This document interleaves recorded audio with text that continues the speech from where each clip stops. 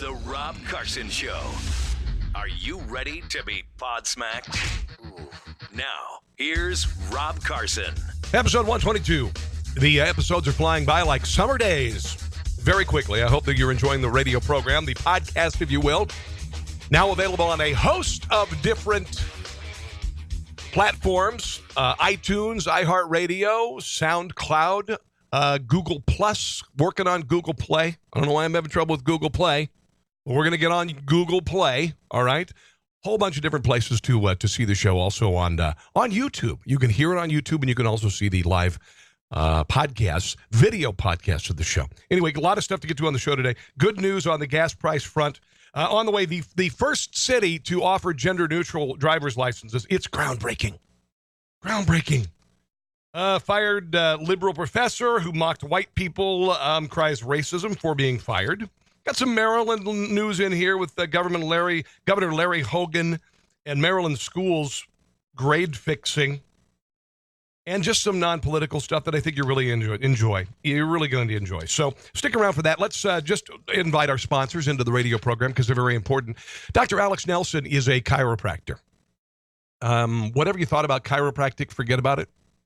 If you are not a believing chiropractor, I want you to try it. If you can't get the answers from your traditional, maybe sports medicine doctor with regard to maybe a disc compression or whatnot, I want you to think about fountainoflifechiro.com, fountainoflifechiro.com. Dr. Alex Nelson has an office on Congress Avenue in Kansas City. You need decompression for herniated low back discs, electrical stimulation, massage therapy, all of these things. $30 for veterans for an adjustment. Veterans family members, $30 adjustment fee. Chances are your insurance is going to cover the cost. Fountainoflifechiro.com, 816-741-4711, 816-741-4711. Also, Grass Monsters KC. We're in the height of the lawn mowing season. You know, you've maybe had a push mower forever. And you look over longingly, and your neighbor's got a riding lawnmower. And he kind of drives kind of smugly, you know. You get a Dixie chopper, or you get a Hustler mower. He is going to retreat like a scared dog into his house because he's going to go, I can't compete with that. They are, and they're spectacular mowers. They steer with your pinky fingers. Whether you need a commercial mower or just a regular residential mower, they offer. Hustler and Dixie Chopper offer both. I have a Silver Eagle in my garage. It is an industrial commercial mower. And it's glorious. But the Z2 is residential. And then Hustler's got a variety of commercial and residential mowers. The Fast Track, the Raptor. Oh, you got to go by 5520 Raytown Mow to Grass Monsters and just take one for a test drive, okay? Just take one for a test drive. This is good news for you heading out of town for the holiday weekend. National gas prices hovering at an all-time low for the year. $2.26 a gallon. Lowest they've been since February, according to AAA. Now, think about this, because I remember when I lived in Cincinnati, and the gas prices were knocking at $2 door. Yeah. That was in 2001, 2002. Remember when it went to $4 a gallon?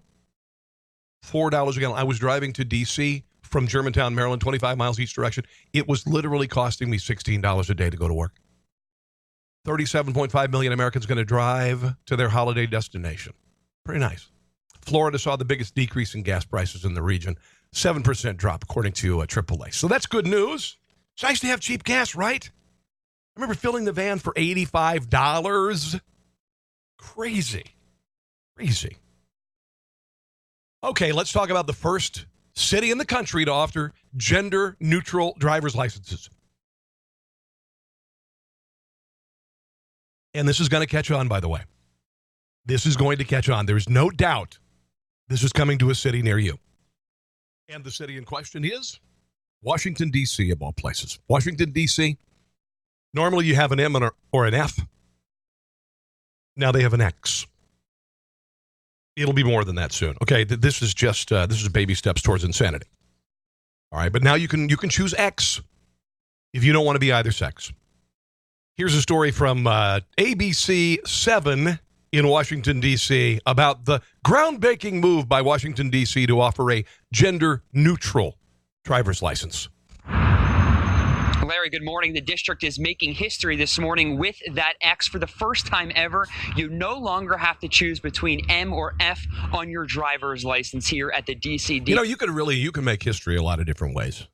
I could do the show standing on my head, and it would be the first time in history that I ever did a radio show standing on my head. Historical! DMV. This is all part of the transgender equality movement. And I'm joined by someone who is going to be participating. You've been lined up. DMV doesn't open. I want you to guess the gender. For another 45 minutes or so. Great. Jay Wu, you are going to get this X on your driver's license.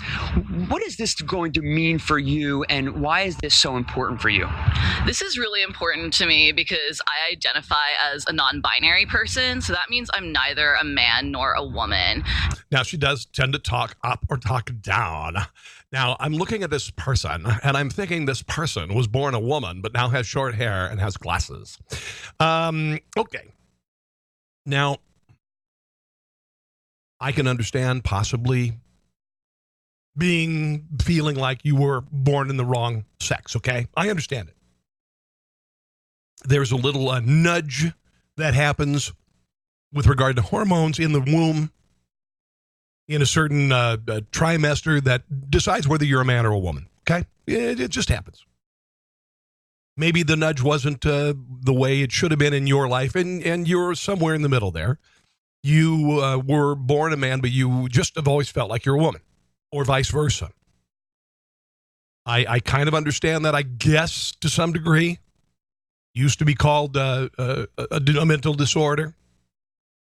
Saying that you're neither is a mental disorder. And that X gender marker on my license is going to be more accurate. It's going to reflect who I am. So you're no longer, you said, you will not have a false ID. That's right.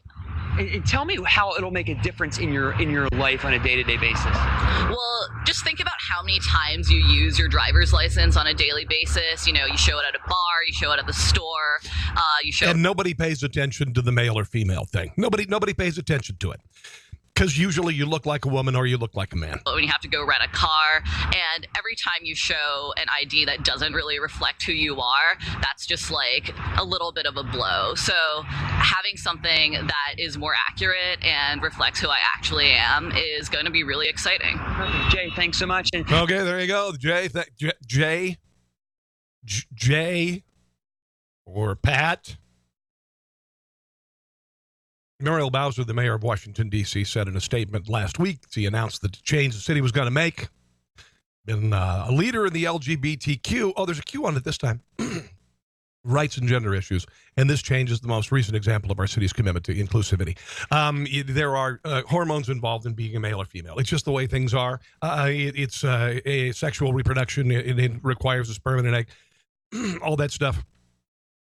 If you choose not to be either of those, despite the fact you have certain chromosomes, you're mentally ill. I'm sorry. I can go there, maybe with Caitlyn Jenner. When I saw the Vanity Fair cover, I was like, damn. And then I felt dirty. This is madness. This is to not be one of the sexes is madness. And I'm not going to go there. I'm not going to go there. You can have an X on it. And if you feel that's some sort of a liberating experience that your ID, your government-issued driver's license has an X on it, good luck with that. And you might want to consider upping the meds. I'm just saying. Sorry. I know it's insensitive. It's insensitive. And I'm a forward-thinking person. I don't, the gamers, I don't care. But to me, this is madness. To me, it's madness. If you'd like to complain, you can write me, carsonontheradio@gmail.com. White House Press Secretary Sean Spicer repeatedly ignored CNN's Jim Acosta during a White House briefing on Monday. Acosta he was like a little piranha. Apparently, the Spicer said that they would not allow any cameras. I don't know what the difference is between a camera press conference and an audio press conference, other than like the visual. I get it. But all you're going to do is see Sean Spicer versus just hearing Sean Spicer. And unless he gets hit by a pie in the face, it's still just going to be him. But apparently Jim Acosta would have none of it, so he decided to accost. Jim Acosta accosted verbally Sean Spicer. Sean, can you answer whether the president still believes the question? There's no camera on Jim. But maybe we should turn the cameras on, Sean? Why don't we turn the cameras on? Jen. Why don't we turn the cameras on? I'm sorry that you have to do it. Jen, go ahead. Why not turn the cameras on, Sean? They're in the room. The lights are on. Is it not true that there were tensions? President, hold the press The Sean. first one is Senator Sean. Corker says he will use his authority as Senator. Continue to mix things Why up. are the cameras off, Sean? Try. Why did you Try. turn them off? Can you just Try. give us an answer to that? Can Try. you tell us why you turned the cameras off? Why are they off, Sean? It's a legitimate question. It's a Try. legitimate I think he might have heard you the first time. question. Try. You are a Just taxpayer Try. funded spokesman for Try. the United States government. Can you at least give us an explanation as to why the cameras are off? It's a So we legitimate can get this out of the way. Can we address the cameras issue? Do you think this? Yeah, some days will happen, some days we won't. The president's going to speak today in the Rose Garden. I want the president's voice to carry the day. And I think, so look, this is nothing inconsistent with what we've said since day one. Okay, there you go. I don't know. In a way, I don't blame Sean Spicer because a lot of the times these news organizations, they just want to ask that gotcha question. They just want to ask the gotcha question. It's not about seeking the truth. It's about a stumble, a bumble, a mix-up, or something that they can glom onto. So I guess I don't blame Spicer for some of the attitude, particularly with CNN. They just fired 3 people because they were pursuing a false story about a Trump administration official meeting with a Russian ambassador, and it was a fake story. It was legitimately a fake story. They had to apologize, and 3 people lost their jobs from it. So I guess I don't blame Spicer for being dicked at CNN. I'm not crazy about just turning off the camera for some press conferences. I understand where, I don't know, it might be a little frustrating if you're a TV person. Okay. Protesters in the nation's capital held a queer dance party protest. This is kind of the end thing right now in front of Senate Majority Leader Mitch McConnell's house Monday evening. There was a giant gay rights march in New York and around the country on Saturday, and it's not a gay rights march anymore. It's a political march now, and it's really shameful actually because gay people, at least some gay people in the country, now you have to march in lockstep with their political ideology, which is left-leaning. The same goes with African Americans who are not Democrats. Literally, there was a couple weeks ago, Pulse nightclub shooting anniversary. Trump-supporting gays were excluded from the parade because it's not about gay rights anymore. It's a political movement. This is a quote from Faraz Nasser of Work, WERK for Peace. It's an LGBTQ group that organized the dance party, which is, what they do. They show up. Mitch McConnell and his cronies of cis, hetero, able-bodied white men need to know we will give them a pass to blatantly attack our communities. It will not. If they choose not to listen to what we have to say about our personal health and well-being, and if they choose to prioritize corporate interests, see, this is political, then we will show up at their doorstep to make it known that we are not okay with them targeting us. Nobody's targeting gay people. Similar dance party protests have been held at Donald Trump's office, Mike Pence's office, and home, I guess. Protesters gathered outside of Ivanka Trump's home for a queer dance party for climate justice. So again, it's a political movement now. It's not about gay rights anymore. It's a political movement. I think it's kind of shameful because it's exclusionary. It's exclusionary. You may recall there was a Essex County College, which is a community college. A professor named Lisa Durden, I guess this is in New York, because she was part of a Black Lives Matter Memorial Day party, and it was for blacks only. All right, so if you're a black person, you want to go to it, and you're married to a white spouse or another race spouse, maybe an Asian spouse, whatever, you are excluded. And Tucker Carlson had her on the show. Here's a little bit for those of you who don't remember. Boo-hoo-hoo. You white people are angry because you couldn't use your white privilege card to get invited to the Black Lives Matters All Black Memorial Day celebration. Wow. This particular day, they said, stay your asses out. We want to celebrate today. Wow. We don't want anybody going against us today. And you can't celebrate if someone who doesn't look like you is around? Yes, you can, but you can You're also demented, say, I don't want actually. to do it. It's a personal You're choice. sick, and what you're saying is disgusting. And if you were a Nazi, I would say the same thing to you. Luckily, I'm not a because Nazi. What you're saying is indistinguishable from what they are saying. Okay. Unbelievable. I mean, honestly, unbelievable. Unbelievable. There are a lot of exclusionary African-American events There are some exclusionary African-American fraternities. There's one major network that's called BET. But, I guess that's okay. Well, Lisa Durden went back to Essex County College, and she said more than that with Tucker Carlson. She's a racist. She's a hater. She has a chip on her shoulder. She appeared on another radio program in New York and basically said that are you ready for this? And you knew it was going to go there. Are you ready for this? Guess where she went with it, with the firing. Guess where a person who carries a chip on her shoulder, a race chip on her shoulder. What do you suppose that she said about the firing? She said that she had a media lynching. A media lynching. Here she is also not accepting responsibility for being a racist and blaming those who fired her.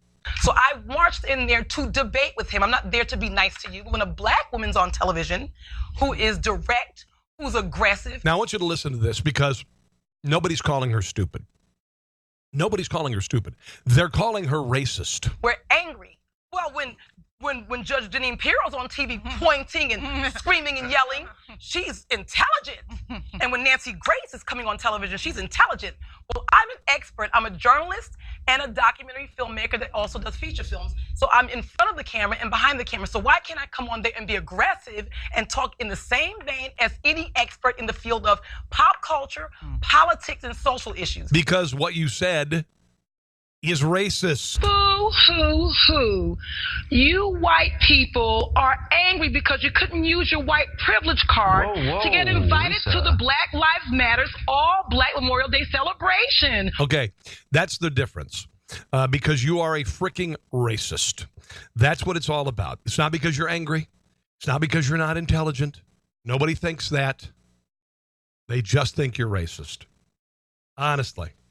Ugh, there's so much hate going on, not only just Black Lives Matter, but also on university campuses. And it's okay to discriminate against white people. That's the only group, and it's just getting worse. There's a lot of hate. Let's move on to a story out of Maryland. Maryland Governor Larry Hogan says he wants independent investigators to look into allegations of fraud and grade fixing at Prince George's County Public Schools. Now, this happened in Atlanta a while back, right?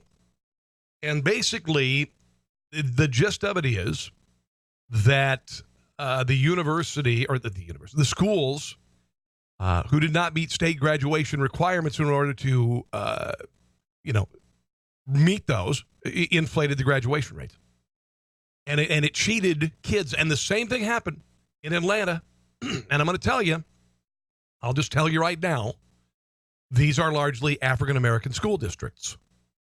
So a lot of the times these kids will come to school, depending on where you are, disadvantaged in some way, shape, or form. A lot of that has to do with single-parent households, whatnot. And then they get to high school, and they are behind a lot of the times. And that's just a fact, guys. It's just a fact. And rather than trying to build them up so they can graduate, they cheat them so they can meet a state requirement. I think this is tragic. This is really, really tragic. Here's a little bit of the governor being interviewed by Fox 5 in Washington, D.C.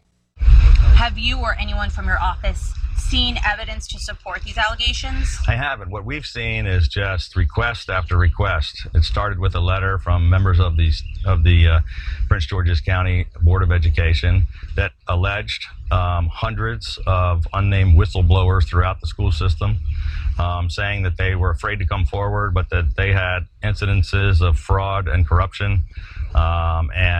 We took a look at that and took it seriously. But wanted to make sure before we, pursued or asked for any investigation that there was something to it. It continued to build with the entire Prince George's County delegation to Annapolis, meeting and voting to also ask for the investigation. A number of senators from the county. There were people that turned out for a school board hearing recently, a big crowd that was upset about it. And so we keep hearing all of this outcry. We haven't seen any evidence. But when there's smoke, there's usually fire. And there's an awful lot of smoke out there. We just want to find out if something's on fire. Yeah. And again, this reminds me of there's a school district near Atlanta or in Atlanta. Same thing happened a few years ago. and to willingly inflate grades to get a kid out to inflate some sort of graduation rate is to me is a great tragedy, particularly if those kids are already disadvantaged when they get to school. So I'm sure this is happening in other places around the country. Let's see. Yeah, I'm going to get to this, and this is a serious thing. There's a TV show on Netflix that is called 13 Reasons Why, and it's about suicide. 2 girls in San Francisco just killed themselves after watching the show. We're going to get to some audio on that. I know it's a bummer. But it's more and more kids are killing themselves at a younger age, and it's just got to stop. It's just got to stop. The Missouri NAACP issued a travel advisory against the state, telling travelers to be careful due to danger. Their civil rights won't be respected. Now, this is the new weapon for a political ideology you don't agree with. This is happening. This happened in North Carolina with the bathroom bill and the NCAA saying we're not going to hold tournaments there. Right now, California has issued an edict saying that they would restrict travel from state employees to states like Texas, among other things, because they passed legislation that is disagreeable to them. And they're calling it anti-gay, anti-this, anti-that, and it's not. And I think it's going to backfire. This is a case in Missouri.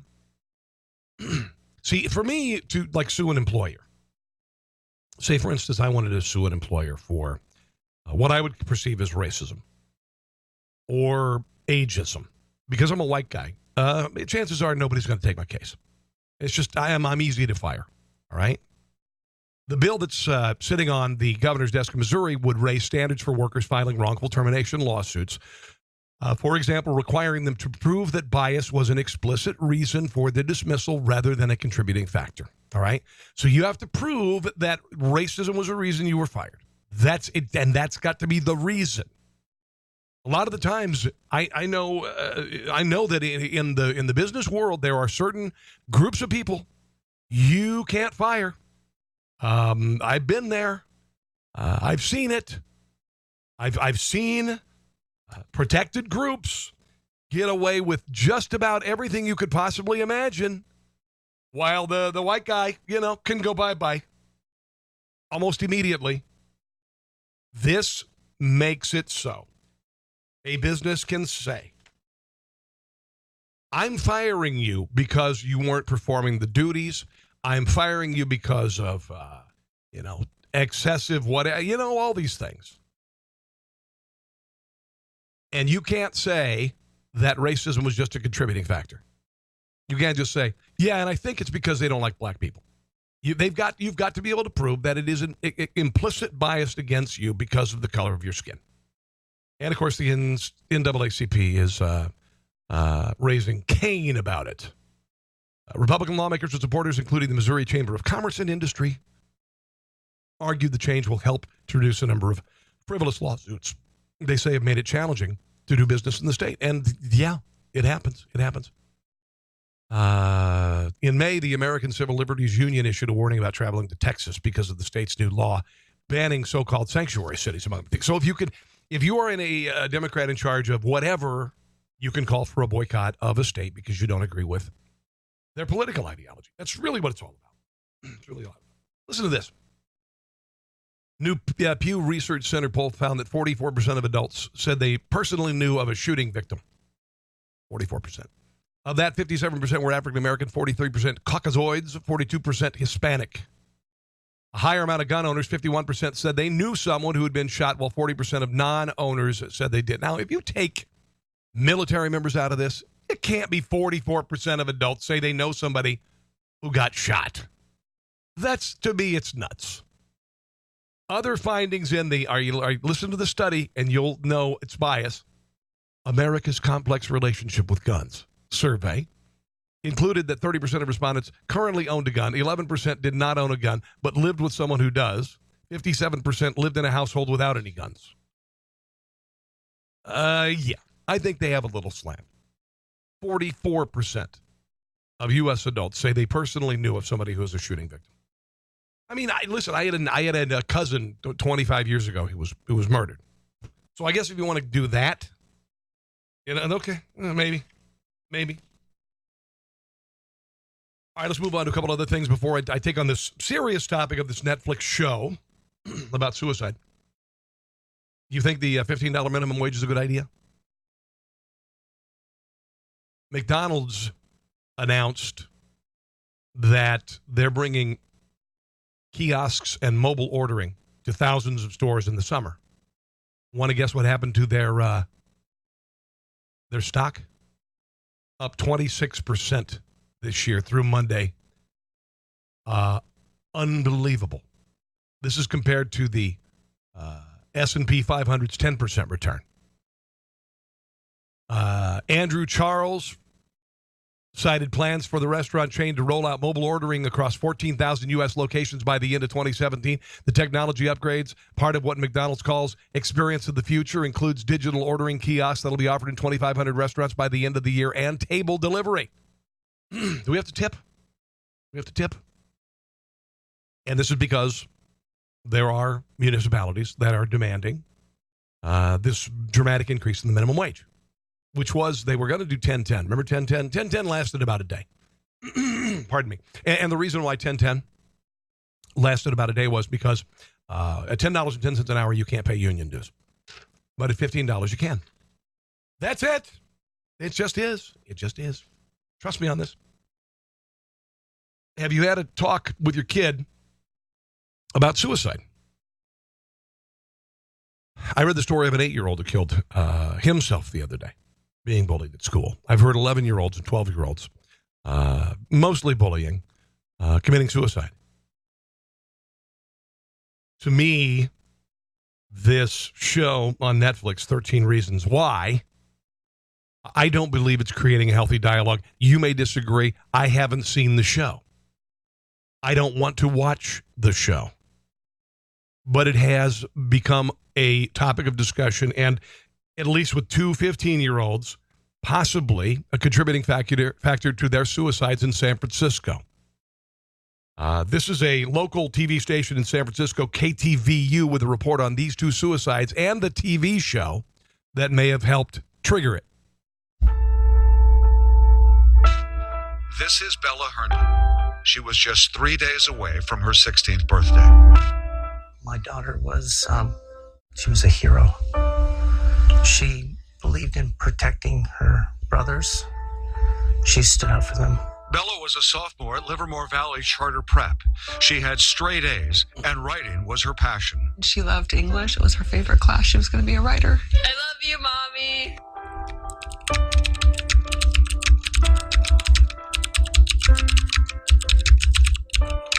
And all I could see was that she was on her knees, bent over, like she was really digging deep in her closet. I thought she was joking around with me or something because there's really nothing to find in her closet. So I laughed and I said, "Hey, Bella, what are you doing?" And then I got closer and saw that she'd hung herself. Unbelievable. I can't imagine as a parent having to go through that. Bella was one. The other person is Priscilla Chu. This is Priscilla Chu. She was also 15 and was a sophomore at Aragon High School. She lived with her uncle, Peter Chu. She's precocious. She was very determined.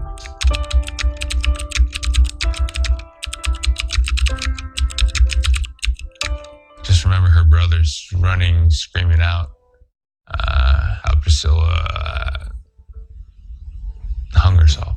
You know, we took her down and called 911 and tried to do what we could to CPR, but I think it was pretty obvious. She was cold. Now, two cases of suicide. What is the thing that ties them together? But both of them committed suicide 4 days apart, right after they watched the Netflix drama 13 Reasons Why. Settle in. because I'm about to tell you the story of my 13 Reasons Why is based on a book about a young girl in high school who commits suicide and leaves behind 13 cassettes to be given to the people who she says were the reason why she took her life. It is very graphic, especially the 2-minute scene where she slits her wrists in a bathtub. Both John Herndon and Peter Chu feel that the show was a trigger for Bella and Priscilla, and that the message of the show is that suicide is the only answer. Okay. Like I said, I haven't seen the show, and normally I don't like the word trigger. Okay. Trigger words are used on campus because you disagree with someone's political, ideology, and you want to shut them down. Okay, there was a gay pride march in Chicago. It was called the Dyke March over the weekend, of all things. And there was a woman there who was at least identified as a woman with an Israeli with a rainbow flag with the Star of David on it, because she's Jewish and gay. And some people at the march said it was triggering, and it would incite fear of those who possibly subscribe to the Palestinian view of the Middle East. All right. So in that way, I don't like triggering. When you're dealing with a young, frail person who is possibly bullied at school, possibly being treated for depression, and you have a show like this, I'm wondering if it romanticizes it. Because there is a, and listen, this is not meant to take away, but there is a woe is me attitude a lot of the times with teenagers. You know this as well as I do. They're emotional, and they don't think things through like a rational adult. They might just throw their hands up and say, I'm done. Maybe they're teetering on it. Maybe they're thinking, okay, I think I want to, but I don't want to put my family through it. I don't want to do this. I don't want to do that. And then you see a show and you go, you know what? Maybe the world is better off without me. There's a lot of that. The show, of course, is defending its position, saying it's starting a conversation about suicide, not causing it. But the writer of the show, Brian Yorkie, is very adamant about defending it. He's quoted as saying, "Many people are accusing the show of glamorizing suicide, and I feel very strongly that we did the exact opposite. What we did was portray suicide, and we portrayed it as very ugly and very damaging." John Herndon vehemently disagrees. There's no word that describes my contempt for the people that did this. You can't convince me that they were trying to attract people's attention to the issue of teen suicide by showing a little girl killing herself. There's nothing positive about that. Netflix is very aware of the controversy, and they sent us this statement. "Our hearts go out to these families during this difficult time. We've heard from many viewers that 13 Reasons Why has opened up a dialogue among parents, teens, schools, and mental health advocates around the difficult topics depicted in the show. We took extra precautions to alert viewers to the nature of the content and created a global website to help people find local mental health resources." It's a talk you got to have. And, and I have the talk with my kids every once in a while. I'll say, have you ever thought about it? No, Dad. And they wave it off immediately. I get it. But it's a conversation I want to talk to my kids about. Obviously, I'm the uncool adult. But I say, are you being bullied at school? My son I think he's protecting himself very well. He's a popular kid. My daughter is 12. She's not on social media all the time. She isn't. So I think that's a great positive thing. Really, really do. But every once in a while, I'll bring it up and just say, have you ever thought about suicide? Or have you ever thought, maybe you have a friend who's like that. Are you being bullied at school? Maybe I'm indelicate about this. It's my first time talking to a child about suicide. Sorry, But it is a conversation worth having. Oh, boy. I can't even imagine living with yourself knowing your kid did that. And this is not in any way, shape, or form to blame parents because you just don't freaking know. The first girl in that story, and again, I'm not an expert on this. I need to get an expert on. But the first person in that story, find the story. She had been very depressed. Here it is. Sorry about that. Bella. Bella had been very depressed. She's on antidepressant medication. In the last week or so, she got very happy. Things were really turning around. Sometimes, and I'm just going to say this because I've heard this before, sometimes this is a sign that they've made their decision, that they have a release in their lives. They go, okay, I see a light at the end of the tunnel, and that light for me is ending my life, and I made the decision. Anyway. All right, let's move on. There's some other things I want to talk to.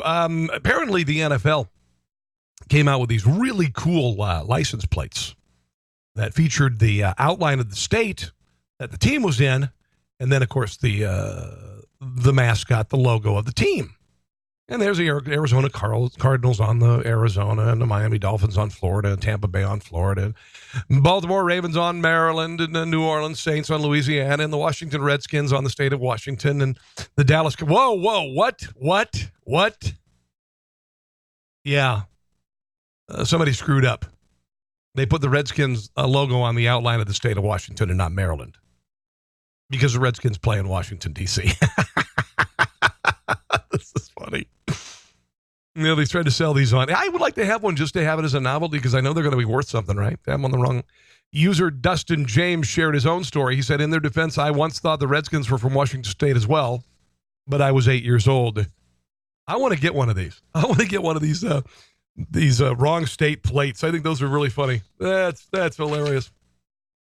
John McEnroe. Now, this is, I was a little kid in the 1970s when Billie Jean King was challenged by an old fart. Bobby Riggs. Bobby Riggs is his name. And Bobby Riggs was the guy, I think he was in his 60s. Billie Jean King was, I think in the prime of her playing, or maybe right at the end of her career as a tennis player. Bobby Riggs talked crap. They had an epic match. It really wasn't much of a match. Bobby Riggs was old and beaten up and all that. John McEnroe had an interview with NPR on Sunday and said that if Serena Williams played against men, would not be ranked very high. Here's a little piece of the interview. Best female player ever, no question. Some wouldn't qualify it. Some would say she's the best player in the world. Why qualify it? Oh, she's not, you mean the best player in the world, period? Yeah, best tennis player in the world. You know, why say female player? Well, because if she played the men's circuit, she'd be like 700 in the world. You think so? Yeah. That doesn't mean I don't think Serena's like an incredible player. I do. But there's, the reality of what would happen on a given day. Serena could beat some players, I believe, because she's so incredibly strong mentally. But if she had to just play the circuit, the men's circuit, that would be an entirely different story. I think he's paving the way toward one of those matches, And again, he's kind of an older guy, right? He's an older guy, and Serena not old. I think I'd kind of like to see this. I would like to see this, although it wouldn't be the same as playing the men's circuit. And I don't know what the truth is. All I know is that the Williams women are amazing athletes. So I don't think 700th. I don't think they'd be 700. I'm not even close. Could they win the championship against men? I don't know. But I don't think they'd be 700th. Here's another story about women in sports. And I got to tell you, I kind of agree with this, to be quite honest. Parents of 6 Utah high school students filed a lawsuit Friday in U.S. District Court against 3 school districts, citing a lack of girls' football teams. The Jordan, Canyons, and Granite school districts discriminated against female high school students by not providing them a football team. Okay? This is a quote from the suit. The districts failed to provide equal treatment and benefits to girls as they do boys because the district gives boys the right to an opportunity to use the high school football field, stadiums, facilities, but did not provide girls the same treatment and benefits. What about volleyball? What if guys want to play volleyball? Why are there not boy volleyball leagues? One of the high school students helped form the Utah Girls Tackle Football League in 2015. Within a week of the opening league, 50 girls had registered, according to the suit. Following year, participation grew to 100 girls. So 200 girls had joined according to 100 girls who played in the league this year would be eligible to play at high schools in the fall, the suit states. Now, this is how Title IX should be used. Title IX is being used on campus for a variety of nefarious ways, a lot of the times as a weapon against men for alleged sexual assault that didn't happen. As far as girls wanting to play football, that's perfectly fine. As far as having their own team, why not? Why not have their own team? Yes, sports is expensive. Sports is expensive. But if the girls want to play, then boosters help out. Come up with a way to get it done. Let them play and see if there's an interest in it. Same way with boys volleyball. Why the hell not? Why the hell not? What about boys field hockey? That's frequently a bastion for women. As far as girls playing in football teams with boys, good luck with that. I mean that. Really good luck with that.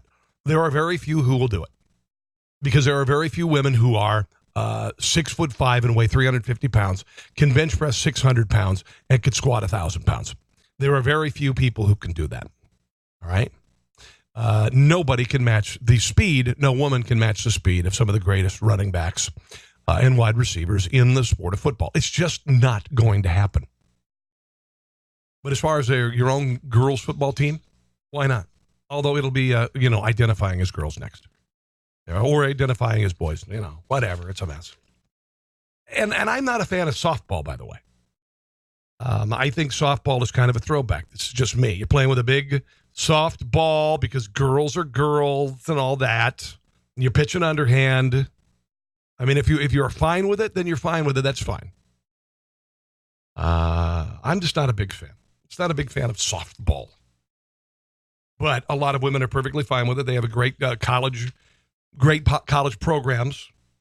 So, I don't want to take away from it. But, why not play baseball? Why not play baseball? All right. That's going to do it for the podcast today.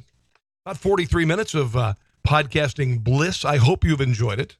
I hope you'll also take the time to consider going to my sponsors, whether you need a chiropractic adjustment at Dr. Alex Nelson's office at fountainoflifechiro.com, fountainoflifechiro.com on North Congress in Kansas City, or whether you want a zero-turning radius mower for your home or your business, a Dixie chopper made in Indiana, or a Hustler made in Kansas, consider GrassMonstersKC.com, 5520 Raytown Road, Raytown Mo. Tell Andrew Cook, the owner, that I sent you. All right? Also want to remind you that on teepublic.com, teepublic.com, if you go there and you type in Conservatees, T-E-E-S, Conservatees, you will see the now 50 designs of politically incorrect apparel and swag that I've come up with my buddy, graphic designer Sam Cangelosi. All right? It's great stuff. T-shirts, tees, hoodies for the fall, notebooks, laptop covers, cell phone covers, onesies, the whole deal. teepublic.com. Look for Conservatees. Have a blessed day, guys. Thank you for listening. Please share with others as we work towards getting 20,000 downloads every single episode. We'll talk to you again real soon. Thanks for listening to The Rob Carson Show. Friend him on Facebook at Carson Show, on Twitter at Rob Carson, and on Instagram, I think Facebook and Twitter are enough for now. We'll see you soon.